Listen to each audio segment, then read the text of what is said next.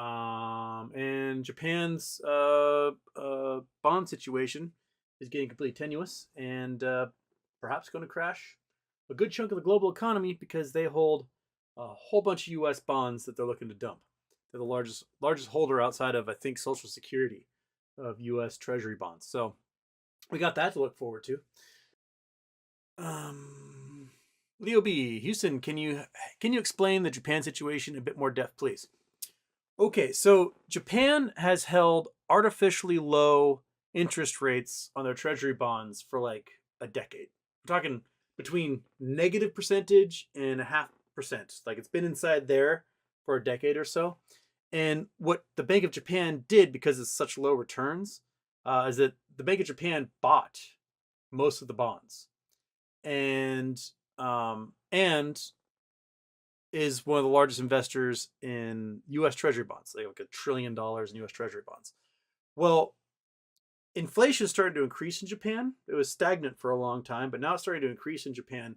And there's worries that workers are now going to seek higher pay to combat the inflation that they're experiencing. And their inflation's at like 4 or 5%. It's not quite as high as the U.S., but the U.S. is much lower than most of the world at this point.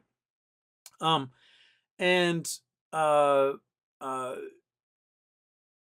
with that inflation comes higher payouts, or the need for higher interest rates on the loans that the Bank of Japan puts out in those bonds, basically. That right now people can borrow, right? They borrow money and at really low interest rates and spend it. And that's not what you want in an economy. You want to be able to keep that spending down so the inflation doesn't go up when we've got this global supply chain problem going on. So Japan, as a way to raise funds, might dump U.S. Treasury bonds and to shore up their own bond problems when they raise interest rates. Does that make sense? Hope that makes sense. So they got this $1 trillion U.S. bonds.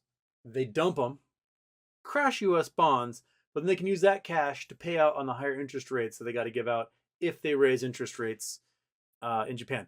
And the other problem is that the head of the Bank of Japan is on his way out. He's a lame duck, and a new one's coming in. So like when he says things, people are like, who cares? So we don't quite know what direction they're going to go. We thought that they were going to do a rate hike like this week, and then they didn't. So people are like, that's weird. So whatever happens, it's probably going to result in the dumping of a whole bunch of U.S. bonds, which will crash the price of bonds, which will mean we'll have to raise the payout rate to entice people to buy bonds, which means the U.S. government's going to have to spend more money on interest, which means the debt ceiling is going to be more important than ever. And then we're just waiting on Congress to ignore the debt ceiling and then crash the entire global economy. So, ta-da! The aristocrats.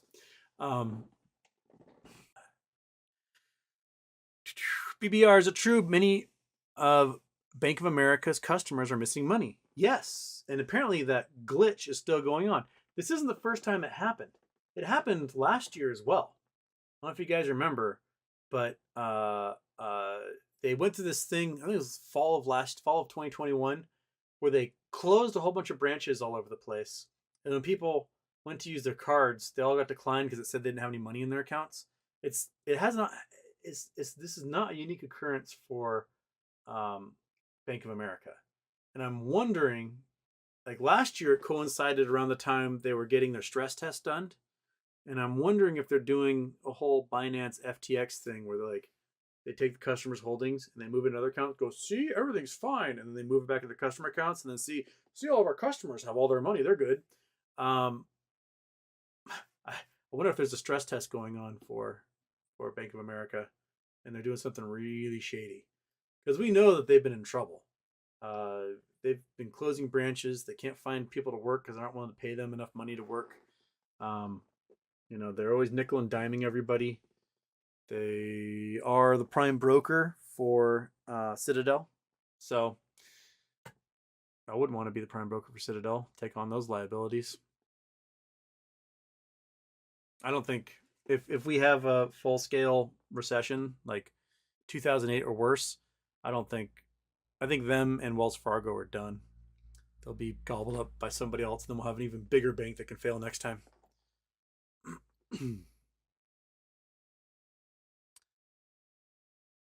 Lily's Grand Mabel, how can we raise the debt without causing more problems for us? That means more tax cuts, more taxes, or cuts in programs. We can raise the debt easily. We just raise it. The best solution to avoiding having to raise debt is to tax rich people and to target their offshore accounts where they hide their money. It's something ridiculous, like $400 trillion have been offshored by rich people. All of it taxable, all of it avoiding taxes. So, take it back. We control the banks. Say, hey, bank, see that money in that account in the Caymans? Go get it. The bank goes, but why? And they say, because we're telling you to, we're not making you a bank anymore. And they go, all right. And they take it back. And we tax the hell out of it. We need to repatriate a lot of that money, tax it up, pay off our debts, and we're fine. The biggest problem with debt in this country, with federal debt, is rich people aren't paying their share. You, poor people in the chat, you pay way more of your income in taxes than a rich person does. Remember when Mitt Romney had to reveal his taxes in 2012? It turned out that over like 5 years, he had paid an effective rate of like 9% of his income in taxes. You don't get that. You pay like 50% of your income in taxes. But Mitt Romney gets it. Donald Trump, paid a couple $1 million in taxes to China and $750 in taxes to the US. That's what they get to do because they move their money around, they offshore it, they lie about their assets, they put things into, rich people will have this giant amount of wealth, and then they'll just take out a loan that's equivalent to that wealth at low interest and pay off the loan. So all of that loan payment becomes tax deductible, and so they don't have to pay taxes on the wealth they have. It's a crazy system that benefits rich assholes being rich assholes. And we used to have a system prior to the 1960s where if you made the equivalent, back then it was like $400,000, but today it would be about 13 million. If you made the equivalent of $13 million, anything above that got taxed at 90%. Anything below that was taxed at a different rate.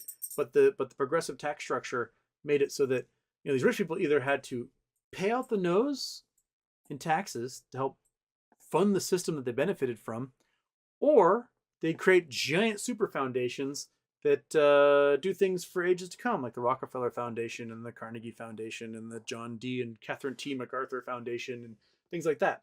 So you had your options. You could either pay a boatload in taxes or create a huge foundation to do a bunch of good works. Pick one. And a lot of them pick the huge foundations. So that's how you solve it. You make them pay. And you should make churches pay too. Churches should be taxed as well. Especially if they're going to be churches that violate, their nonprofit status by preaching at the pulpit for various political organizations. You're not supposed to be able to do that and maintain your tax-free status, but somehow the government doesn't really go, hey, you know what? You spent all your sermon championing for a particular candidate. We're going to tax you now. That's what they should do. We'd get another like $500 billion a year if we tax churches. Casey Chapman, sorry I'm late. Did you talk about money missing out of people's Bank of America accounts? Yes, we touched on it. And I pointed out that this isn't the first time it's happened. It happened, I think it was 2021. Let's look.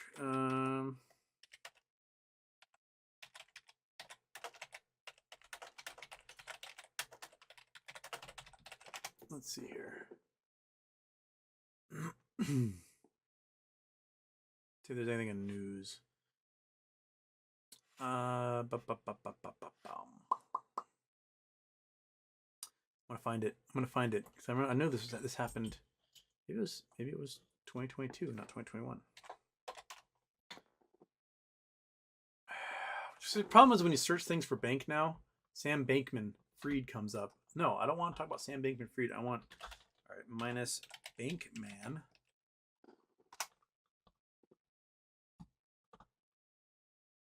All right, Bank of America's lost half its crypto users. Money disappearing from accounts. Bank of America aided fraud. Lots of other bad news about Bank of America and Merrill Lynch here. Victim had $200,000 stolen from its account. Real estate scams. Man deposited $33,000 and then the bank closed down. There's that one. That was February of last year. I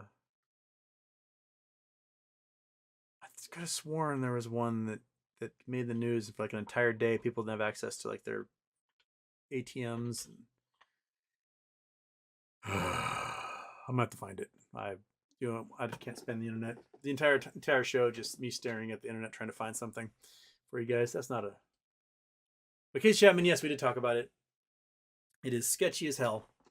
Does not instill confidence. If I were, I don't know, FDIC or something, I'd be like, am I gonna have to seize your bank and pay out a bunch of money to all these accounts? So should be better. Should be better.